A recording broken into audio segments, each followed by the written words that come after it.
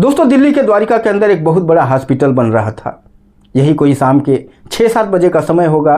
एक black colour की चमचमाती हुई कार उस निर्माणाधीन हॉस्पिटल के सामने आकर के रुकती है और उसमें से एक 27-28 साल की बहुत ही खूबसूरत लड़की बाहर निकलते ही, जैसे ही लड़की बाहर निकलती है, उस कंस्ट्रक्शन पर काम करने वाला जो भी ठेकेदार था, जो भी मैनेजर था, अपना अपना रजिस्टर लेकर के और भाग करके उस महिला की तरफ आने लगते हैं। ये महिला कोई और नहीं थी, इस महिला का नाम था डॉक्टर महिमा और यही उस हॉस्पिटल को बनवा रही थी। दोस्तों, जो ठेकेदार और मैनेजर भाग करके उसके तरफ आते हैं और महिमा को अपने साथ ले जा करके और वहाँ पर एक चेयर रखा होता है, वहाँ पर चेयर पर बैठाते हैं। महिमा वहाँ पर बैठ जाती है और इनके रजिस्टर वगैरह को देखने लग जाती है, चेक करने लग जाती है, क्योंकि जो डॉक्टर महिमा थी ये हफ्ते में शनिवार वहाँ पर आती थी और जो भी कंस्ट्रक्शन का वर्क एक हफ्ते में हुआ होता है, सारी चीज़ों को देखभाल करती थी। जितने भी एक हफ्ते में लोगों ने काम किया होता है, सबकी मजदूरी वगैरह बांटती थी। और वो डॉक्टर थी और डॉक्टर होने के साथ साथ में वो काफ़ी नेक विचारों की महिला थी। वो जितने भी मजदूर वहाँ पर काम करते थे, सबसे उसके हेल्थ के बारे में पूछती थी, हर व्यक्ति को समझाती थी, कहती थी कि अगर काम थोड़ा कम भी हो जाएगा तो कोई बात नहीं, लेकिन अपने हेल्थ का ख्याल रखना, आप लोग चोट नहीं लगाना। और यहाँ पर मच्छरों का प्रकोप बहुत ज़्यादा है दिल्ली में, इसलिए अपने आप को मच्छर से बचा करके रखना। किसी को कोई तकलीफ़ हो जाती है, कोई बीमार हो जाता है तो तुरंत मुझे बताना, मैं उसको इंजेक्शन ले आकर के इंजेक्शन वगैरह भी दूंगी, दवा वगैरह का सारी चीज़ें मैं ले आकर के दूंगी। और हर हफ्ते जब वो शनिवार को आती है तो साथ में दवा वगैरह भी ले करके आती थी। जिसको भी कोई तकलीफ़ होती थी सबको दवा वगैरह भी बांटती थी। काफ़ी नेक विचारों की महिला थी और उसकी ये चीज़ें देख करके वहाँ पर काम करने वाले जितने ठेकेदार, मैनेजर और जितने वर्कर थे, चाहे महिला हो चाहे पुरुष, हर व्यक्ति काफ़ी खुश रहता है। दोस्तों, इसी तरह से वो हर हफ्ते आकर के अपने मजदूरों का हेल्थ वगैरह सब कुछ चेक करती रहती थी, सबको पैसे रुपए देती थी। हर व्यक्ति काफ़ी खुश रहता था। वहाँ पर जो उससे बड़े बुजुर्ग महिलाएँ और पुरुष थे उसको बेटी कहा करते थे, और जो भी उसके उम्र के या उससे जो छोटे मजदूर काम करने वाले थे उसे दीदी कहा करते थे। वो काफ़ी पारिवारिक और काफ़ी व्यवहारिक थी। उसके व्यवहार से हर व्यक्ति काफ़ी खुश था। दोस्तों, इसी तरह से एक शनिवार को वो वहाँ पर आती है और आकर के रजिस्टर वगैरह सारा काम वगैरह कंस्ट्रक्शन वगैरह देखती है और देखने के बाद हर व्यक्ति को काफ़ी चीज़ें समझाती है और कहती है कि कोई बीमार नहीं होना चाहिए, काम बेशक आप लोग थोड़ा कम कर देना, कोई दिक्कत नहीं है, लेकिन किसी भी तरह का आपके शरीर के साथ कोई दुर्घटना नहीं घटनी चाहिए।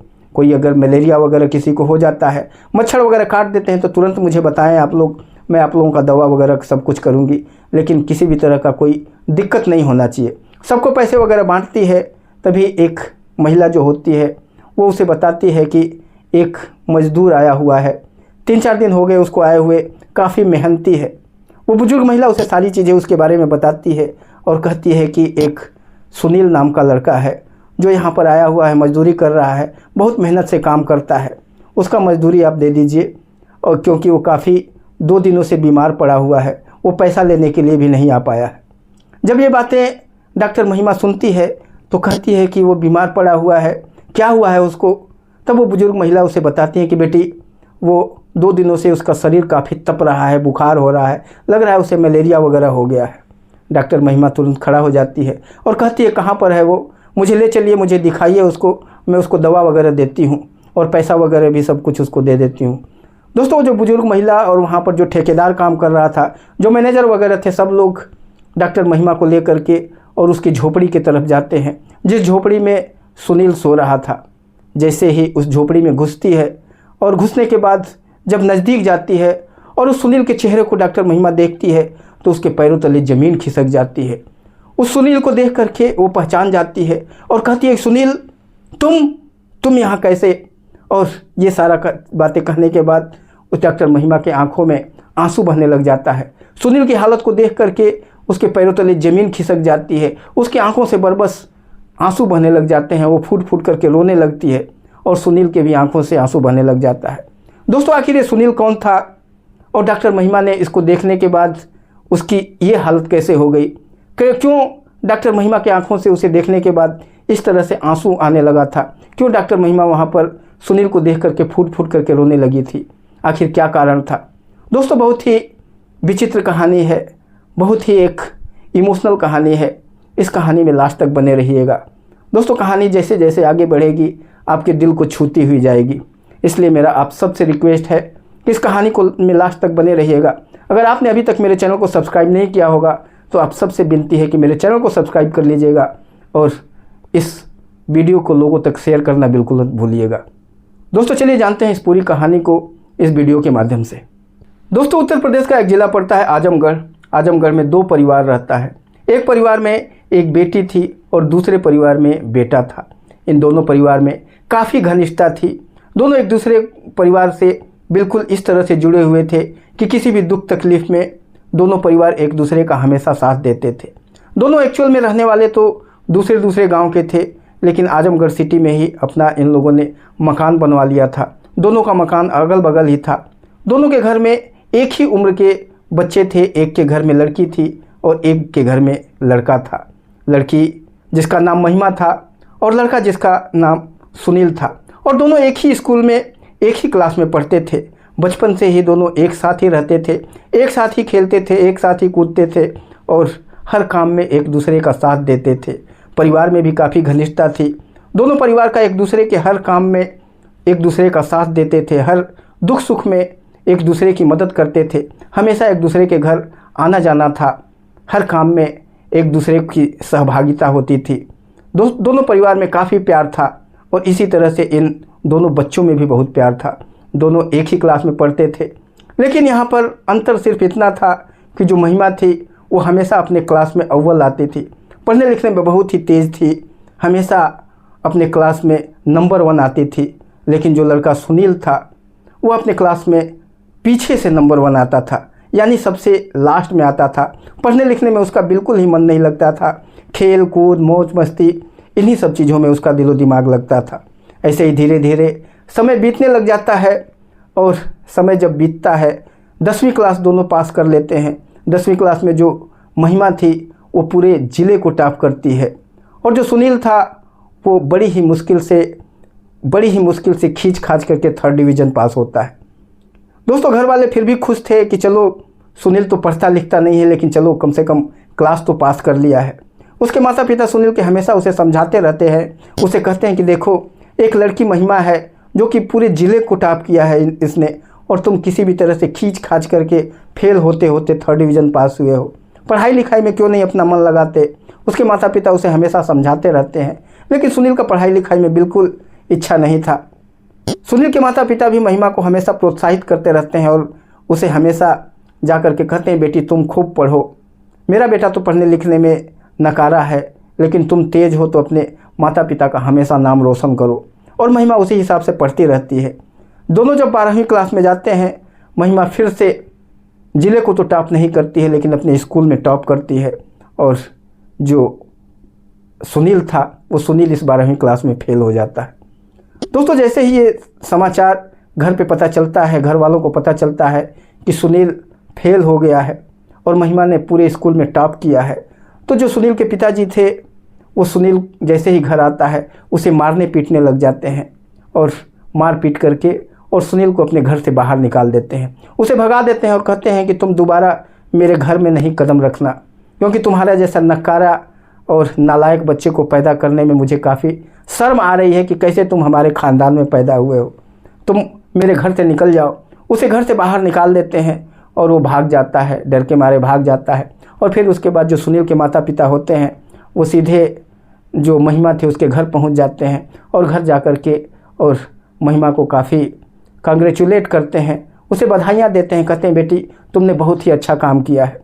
जब महिमा को पता चलता है कि सुनील फेल हो गया है तो महिमा काफ़ी दुखी हो जाती है और वो कहती है कि ऐसा कैसे हो गया, सुनील कैसे फेल हो गया, फेल तो नहीं होना चाहिए था।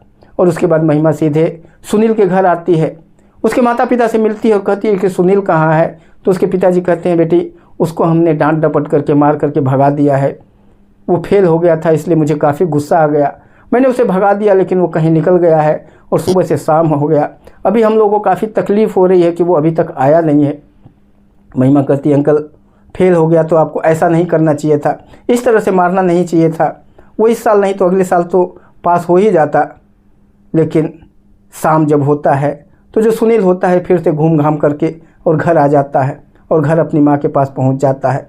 माँ उसको माफ़ कर देती है। उसके पिताजी से भी कहती है कि कोई बात नहीं, अगर गलती से अगर फेल हो गया तो अगली साल मेहनत करेगा, पास हो जाएगा। और धीरे धीरे समय बीत जाता है। महिमा भी अंकल और आंटी को समझाती है और कहती है कि जाने दीजिए अंकल आंटी, फेल हो गया तो अगले साल तो पास हो ही जाएगा। और इस तरह से सभी लोग उसको क्षमा कर देते हैं, माफ़ कर देते हैं और फिर पढ़ाई लिखाई शुरू होने लग जाता है। सभी लोग उसे माफ़ कर देते हैं और उसके बाद फिर से जो सुनील था फिर से 12th क्लास में पढ़ाई करने लग जाता है। और जो महिमा थी जिसने 12th पास कर लिया था, वो नीट का प्रिपरेशन करने के लिए शहर आ जाती है और यहाँ पर आकर के नीट की तैयारी करने लग जाती है। दोस्तों, इस तरह से समय धीरे धीरे बीतने लग जाता है और अगले साल फिर जो सुनील था 12वीं क्लास में फेल हो जाता है। जब सुनील फिर फेल हो जाता है तो माँ बाप उसके काफ़ी दुखी हो जाते हैं और उसे खूब मारते पीटते हैं। और मारने पीटने के बाद सुनील को फिर से घर से बाहर निकाल दिया जाता है, भगा दिया जाता है। उसके पिता कहते हैं कि दोबारा मेरे घर में कदम नहीं रखना, तुम्हारे जैसा नालायक लड़के की इस घर में कोई ज़रूरत नहीं है। इस बार सुनील उनकी बातों को मान जाता है, घर काफ़ी दुखी हो जाता है और घर छोड़ करके भाग आता है और दिल्ली में आकर के मेहनत मजदूरी करने लग जाता है। इधर जो महिमा थी वो पढ़ाई लिखाई ऐसे ही करती रहती है, नीट की तैयारी करती रहती है और एक साल मेहनत करती है। पहले साल में नहीं निकाल पाती है, लेकिन दूसरे साल में नीट क्लियर करके और उसका एक सरकारी स्कूल में बहुत ही अच्छे कॉलेज में एडमिशन हो जाता है और वहाँ से वो MBBS करने लग जाती है। 4-5 सालों के बाद वो MBBS की डिग्री कंप्लीट करने के बाद और वहीं पर एक दिल्ली के एक बड़े से हॉस्पिटल में डॉक्टर लग जाती है और वहीं पर वो जॉब करने लग जाती है। जो लड़का सुनील था वो भी दिल्ली में इधर उधर कंस्ट्रक्शन कंपनियों में बड़े बड़े जो बिल्डिंग वगैरह बनते हैं वहाँ पर कंस्ट्रक्शन वगैरह में मेहनत मजदूरी करता रहता है, क्योंकि वो पढ़ाई लिखाई उसके पास था नहीं, कोई काम उसको मिलता नहीं है। इसी तरह से मेहनत मजदूरी करके और अपने जीवन का यापन किसी भी तरह से कर रहा था। बार बार वो अपने घर को, अपने माँ बाप को याद करता रहता है, फूट फूट करके रोता रहता है और यही सोचता रहता है कि काश अगर उस समय अपने माँ बाप की बातों को मैं मान लिया होता, मैं भी महिमा की तरह से अगर पढ़ाई किया होता तो आज मैं भी कहीं डॉक्टर वगैरह बना होता। लेकिन उस समय मुझे पढ़ाई लिखाई अच्छी नहीं लग रही थी। यही होता है दोस्तों, जिस समय माँ बाप आपको समझाते हैं कि पढ़ाई लिखाई कर लो, उस समय बातें माँ बाप की समझ में नहीं आती है और जब समय बीत जाता है, जो साथ वाले जो होते हैं वो अच्छे पोस्टों पर, बड़े पोस्टों पर पहुंच जाते हैं, उस टाइम उस माँ बाप की बातों को हर व्यक्ति याद करता है कि अगर उस टाइम अगर मैं भी ये बातें माना होता माँ बाप का तो मैं भी इस जगह पर होता। लेकिन अब समय बीत गया तो वही कहते हैं कि अब पछताए होत का जब चिड़िया चुग गई खेत, अब पछताने से क्या फ़ायदा है। अब तो समय बीत चुका था, अब उसके पास उतनी ही क्वालिफ़िकेशन थी कि वो मेहनत मजदूरी ही कर सकता था, लेबर का ही काम कर सकता था और उसी लेबर का काम कर करके अपने जीवन को किसी भी तरह से निर्वाह कर रहा था। उसने कभी अपने माँ बाप से कांटेक्ट करने की कोशिश नहीं की। उसके माँ बाप तो उसे बहुत ढूंढे, बहुत कांटेक्ट करने की कोशिश किए, लेकिन इसका कोई भी नंबर उनको पता नहीं था और ये माँ बाप के पास अपने कभी नहीं गया। इस तरह से धीरे धीरे 12 साल का समय बीत जाता है।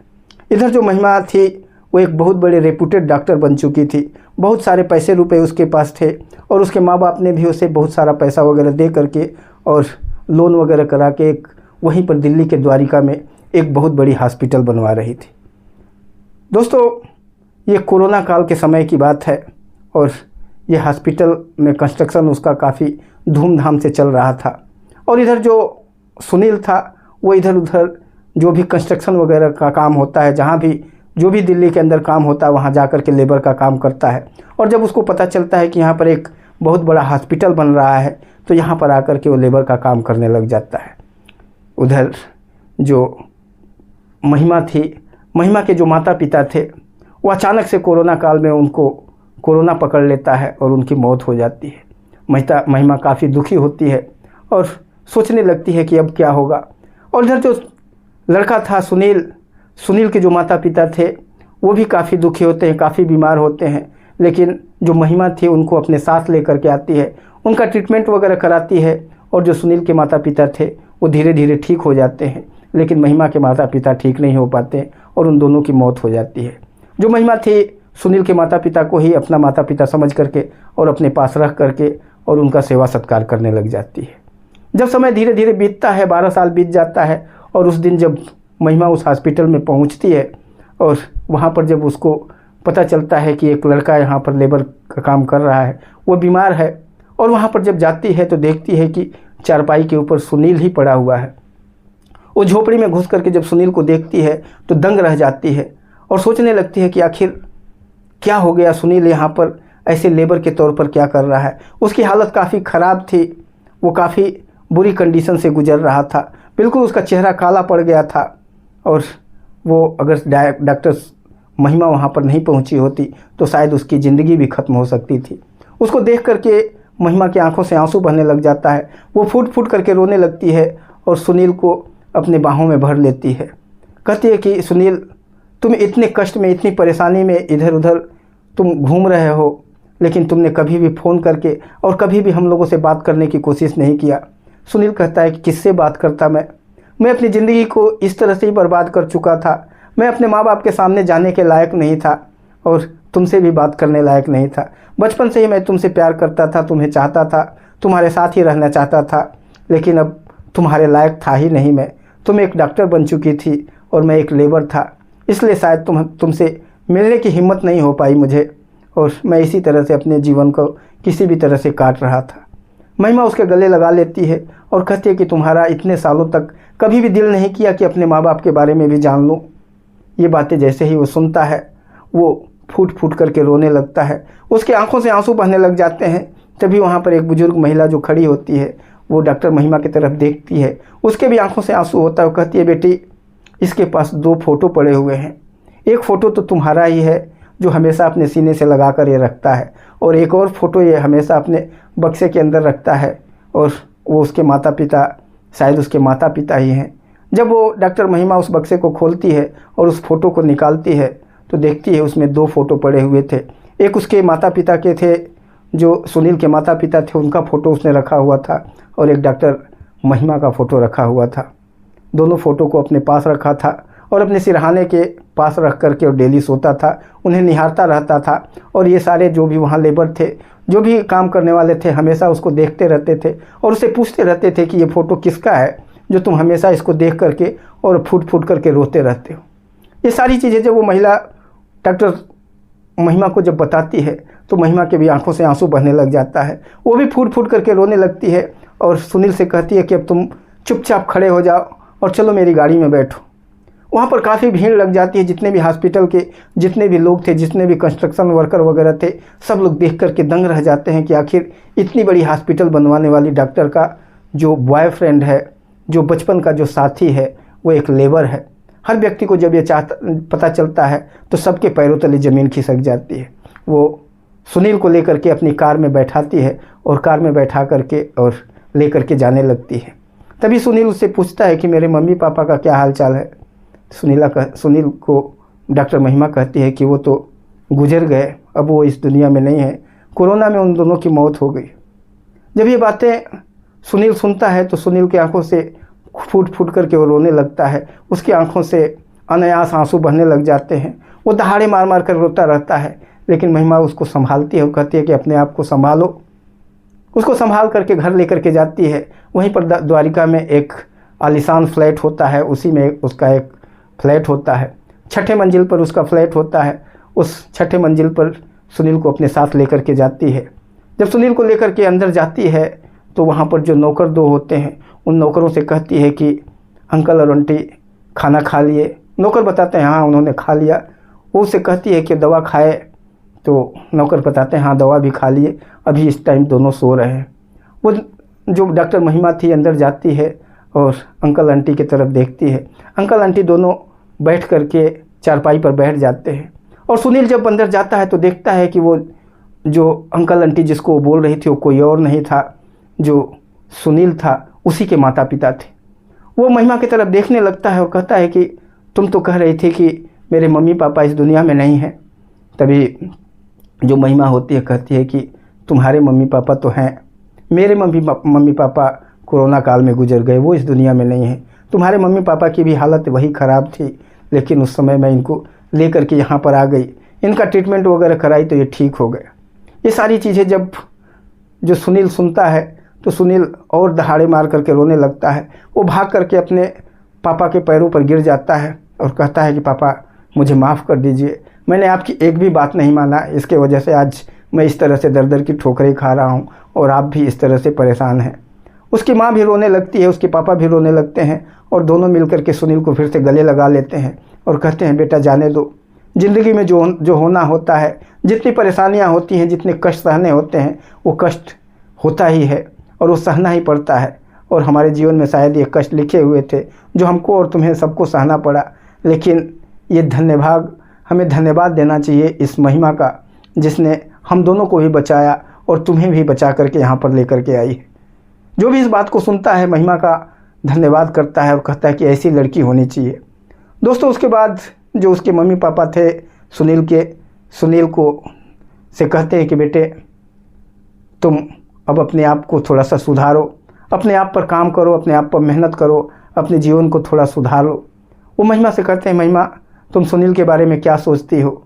महिमा की आंखें नीचे हो जाती है और जब उसके माता पिता सुनील के कहते हैं क्या तुम मेरे बेटे को अपनाना चाहती हो। महिमा कहती है अंकल क्या बात कर रहे हैं आप, ये मेरे बचपन का दोस्त है, मैं बचपन से ही इसको प्यार करती हूँ, आज इसके दिन खराब हो गए तो मैं इसको ऐसे कैसे छोड़ सकती हूँ। मैं इसको पूरे सुधारने की कोशिश करूँगी, इसको जीवन में एक सफल इंसान बनाने की कोशिश करूँगी। मैं तो हमेशा इसके साथ हूँ, मैं इसका साथ कभी नहीं छोड़ सकती हूँ और आप जैसे कहें जब कहें मैं इसके साथ शादी करने के लिए तैयार हूँ। ये सारी बातें जब सुनील के माता पिता सुनते हैं तो उनके भी आंखों से आंसू बहने लग जाता है। महिमा की आंखें नम होती हैं, सुनील की भी आंखें नम होती है और फिर महिमा सुनील को अपने गले से लगा लेती है और कहती है कि अब रो मत, बहुत रो लिया तुमने, अब तुम्हारा रोने का समय ख़त्म हो गया है। दोस्तों उसके बाद कुछ ही दिनों के बाद काफ़ी धूमधाम से सुनील और महिमा की शादी संपन्न हो जाती है और सुनील के साथ महिमा काफ़ी अच्छे तरीके से अपने परिवार के साथ सुनील के माता पिता को अपना माता पिता मान करके और काफ़ी अच्छे तरीके से रहने लग जाती है। परिवार काफ़ी खुशी से रहने लग जाता है। इधर उसका जो हॉस्पिटल का कंस्ट्रक्शन चल रहा था, हॉस्पिटल भी तैयार हो चुका था और उस हॉस्पिटल में कुछ और डॉक्टर से कांटेक्ट करके और बहुत सारे और डॉक्टर भी उस हॉस्पिटल में रहने लगे थे और महिमा उस हॉस्पिटल को चलाने लगी थी। उस हॉस्पिटल का पूरा मैनेजमेंट जो था वो सुनील के कंधों पर डाल दिया था। सुनील ने पूरे मैनेजमेंट को काफ़ी अच्छे तरीके से संभाल रहा था और महिमा डॉक्टरों के साथ मिलकर के उस हॉस्पिटल को बुलंदियों पर पहुंचाने पर लगी हुई थी। तो दोस्तों ये थी कहानी, एक लड़का जो पढ़ाई लिखाई नहीं करता है और बर्बाद हो चुका था, उसको एक डॉक्टर बिटिया ने संभाल करके उससे शादी किया और उसकी पूरी जीवन को सुधार दिया। ऐसा होता है प्यार, ऐसा होता है सच्चा प्यार, जो कि आदमी को डूबते हुए इंसान को भी बाहर निकाल करके ले आता है और उसे अपनाता है। तो दोस्तों ये कहानी आपको कैसी लगी, और कहानी अच्छी लगी होगी तो वीडियो को लाइक कर दीजिएगा, चैनल को सब्सक्राइब कर दीजिएगा। फिर मिलेंगे किसी और वीडियो में, तब तक के लिए नमस्कार, जय हिंद।